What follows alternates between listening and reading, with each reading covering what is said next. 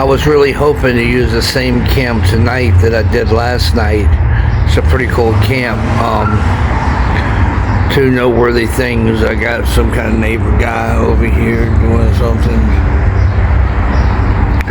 And then some guy came in here and said, "Are you serious?" and walked back out. But it's the evening time. I doubt very seriously he's going to get any housing authority people to give him any helping hands at this time of the evening.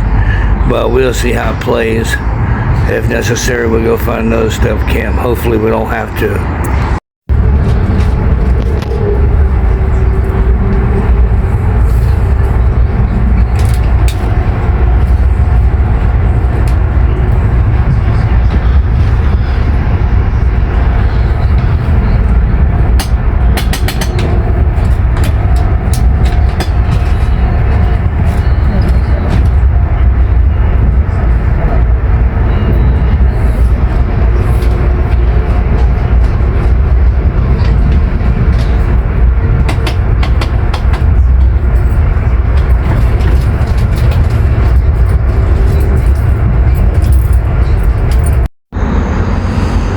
This is what I call cowboy camping.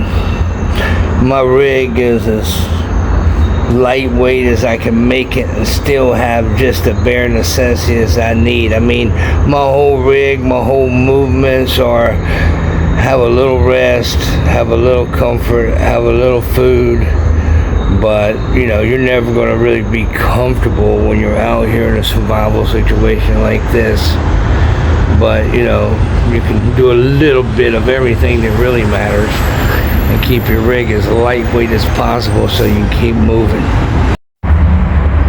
So this is night 3 wrap up, right? So I get here to the little honeycomb hideout that I had established, and when I get here, there's this older gentleman sitting up here on the landing, smoking something. All right, I'll leave it at that. So I have a survival agenda, right? And that was to camp out here on this landing. And old boy was sitting here. So basically what I did is I announced my intentions, and I just kind of commandeered this top landing up here and established a camp. So, you know, there is no such thing as pure, you know, eliminate risk when you're out here in any survival situation, urban survival situation, you know, especially. You know, how many confirmed cases of Bigfoot or Dogman, you know, unaliving someone? I'm not sure, but I know there's plenty of confirmed cases of humans unaliving other humans. So maybe, you know, like I said, like on one of the previous episodes, I think people who engage in this challenge will find it much more challenging than they had originally anticipated. And it certainly is. So, but at the end of the day, I just commandeered the top landing up here, did my camp. Yeah, I didn't get any deep sleep, but I was able to kick back, let my feet air out, do some things, you know, do a little self-care, etc. And, you know, a little bit of shut-eye. I kept my arm looped through my backpack here, so all my stuff was tight with me. And, you know, got a little rest. Yeah, it was a win. You know, and there, you know, you could practice things as safely and responsibly as possible when you're out here in a survival situation. But there's also always going to be an element of risk. You know, there's no such thing as complete safety.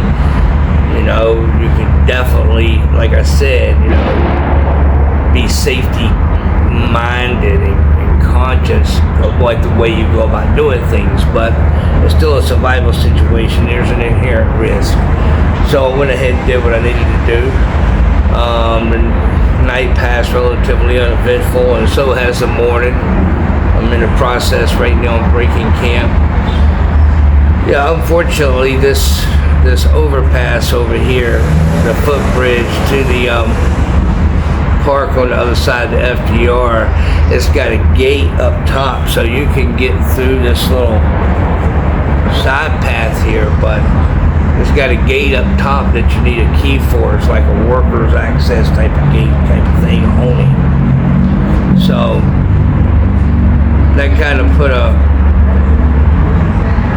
death knell in that plan, going over there and camping. But I think I might be able to get into East River Park on down the way here. Another footpath. I think I'll probably get into it. I'm gonna give it a try. If not, we can always come back here as our plan B, so we got this as an ace in the hole. I always pack out what I pack in, never leave a mess here, because try my best never to blow the spot up. Don't never know when I might need to come back here and use the spot again, or somebody else might find themselves in need. It's the kind of spot that you won't know that it's here unless you know it's here. And if you know it's here, it's be a pretty big plus for you. So.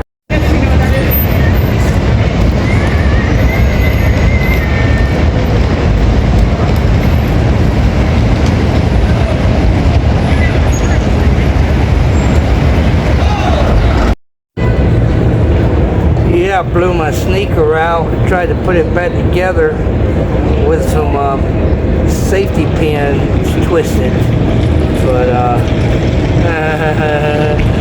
yeah, man, we've been going hard. I don't know, I'm gonna have to break out the zip ties and the duct tape for it's all over, but these cons have served me well, man. We went hard together more than one time.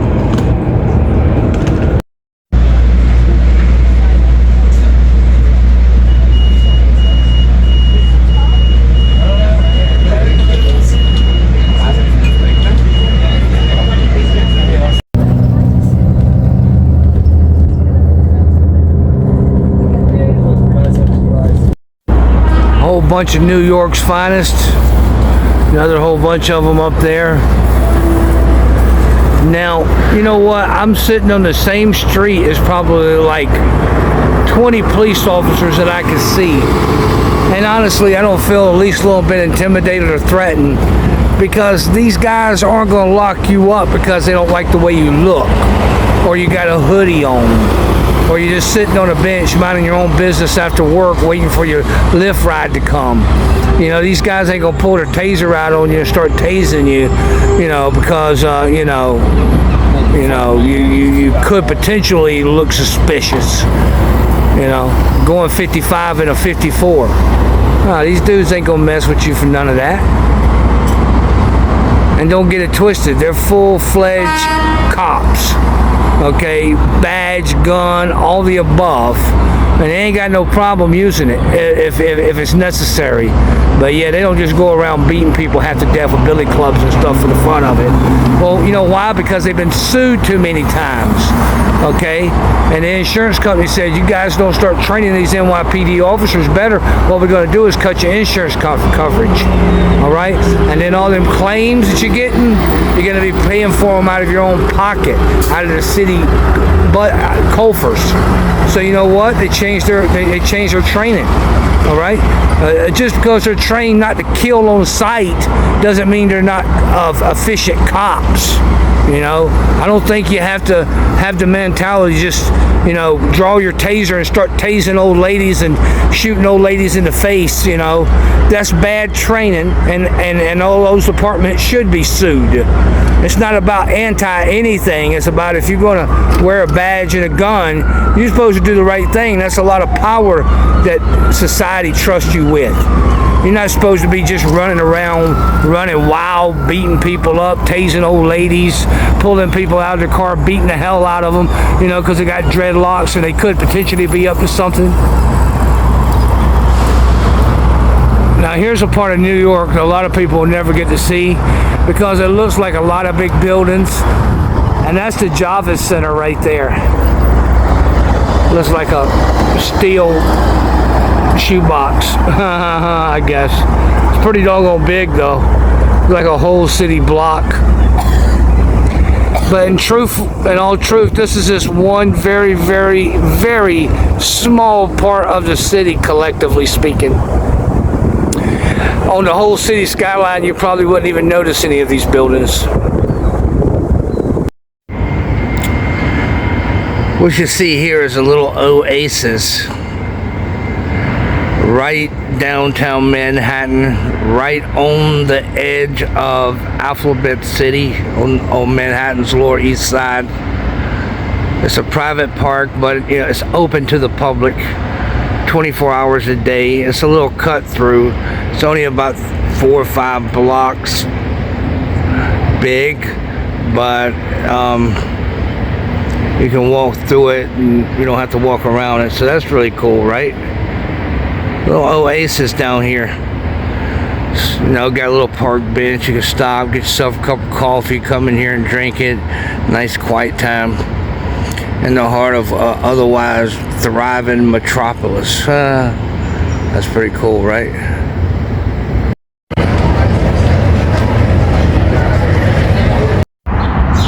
Round number 2, 2026. Since the last time I was here, I guess somebody came and put that up, whatever that is. I guess it's something new they're doing. There's another couple of tags. There's tags all around here. This is a little waylay type of thing. If you know about it, you can get in here and get away from the, rain or something like that for a night.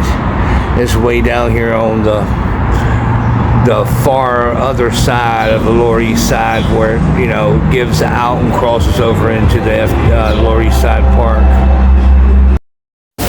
Well, as y'all can see, the weather turned out to be pretty shitty this afternoon in New York City. So I'm hanging out under an awning.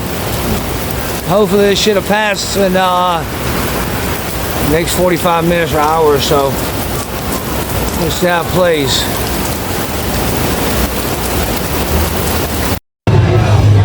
I just want to make a comment.